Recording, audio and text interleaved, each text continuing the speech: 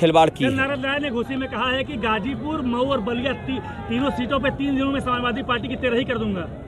क्या कहेंगे उनके बयान को लेकर? 13 दिन बाद होती है। कहें समय बहुत कम ना 13 दिन बाद होती है। जिस दिन स्टेटमेंट दिया है उसके 13 दिन बाद देखना किसकी 13वीं होती है। किसको गाली दे रहे हैं? ये गालीबाजों की लोकतंत्र में कहीं जगह नहीं है। जनता अपना वोट अपने विवेक से, अपनी समझ से डालेगा। और ये गालीबाज लोग, ये दल बदलू लोग, स्वार्थी लोग, धोखेबाज लोग, इनका कोई चरित्र नहीं है।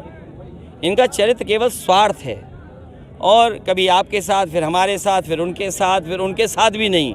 मैं आपसे कह रहा हूँ, इंडिया गठबंधन की सरकार बनेगी, आप देखोगे सबसे पहले कौन भागेगा? कौन भागेगा? आप लोग लेंगे हम प्रकाश राजभर को? नहीं, हम तो नहीं लेंगे, लेकिन वो प्रयास तो करेंगे भागने का। ये स्वार्थी लोग हैं। इस बार जनता ने मन बना लिया है, कैसे कोई भी स्वार्थी लोगों को मौका नहीं मिलने जा रहा है। योगी जी कह रहे हैं कि आरक्षण इंडिया गठबंधन समाप्त करने वाला है और धर्म के आधार पे मुस्लिमों को देगा।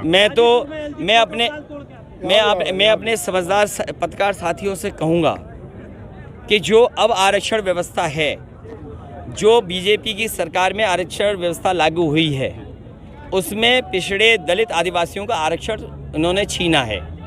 और जो 50% स्लॉट है जिसमें अगड़े EWS हैं, तो अगर हम EWS को निकाल दें, जो 40% का ब्लॉक है उसमें धर्म है, तो आप सोचिए अगर 40% जो ऊपर वाला आरक्षण है, अगर पहले वाली आरक्षण व्यवस्था होती तो इसमें पिछड़े दलित और आदिवासियों के बच्चे भी आते। उनको अपनी सीमा में रोक दिया है। तो आप बताइए, धर्म के आधार पर आरक्षण किसने किसको ज़्यादा दिया है? तो ये बीजेपी ने जो ये व्यवस्था लगाई है, सही मायने में पिछड़े दलित आदिवासियों का आरक्षण छीना है। और धर्म के आधार पे जो लोग मेरिट में आएंगे उन्हें ज़्यादा आरक्षण मिला है।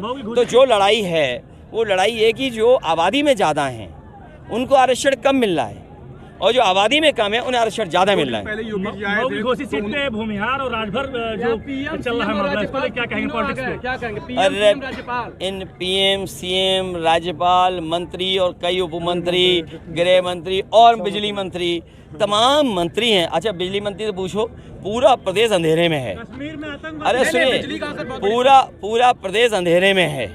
और मैं आपको बता के जा रहा हूँ, क्योंकि ये चुनाव इन्होंने गर्मी में कराया। गर्मी में प्रेस को परेशान किया, हमें किया, जनता को किया। गर्मी की वजह से भी हारने जा रहे हैं। इनकी जो अहंकार की गर्मी है, ये अहंकार का जो बुखार है, इस बार जनता अपने वोट से उतार देगी। 2 दिन पहले योगी जी आए थे, उन्होंने मन से कहा कि जनता डरो मत, माफिया मिट्टी में मिल चुके हैं। देखिए, अभी सोनभद्र के मेरे अपने पत्रकार साथी, सोनभद्र की मीटिंग के बारे में आप पता कर लो, वहाँ का वीडियो मंगा लो, फोटो मंगवा लो। सब माफिया उत्तर प्रदेश के उनके मंच पे थे। और सुनने में तो आ रहा है कि सब माफियाओं को बनारस, काशी लोकसभा में जिम्मेदारी दी गई है कि जाइए वोट बटोरिए, कुछ बांटिए, फिर वोट बटोरिए।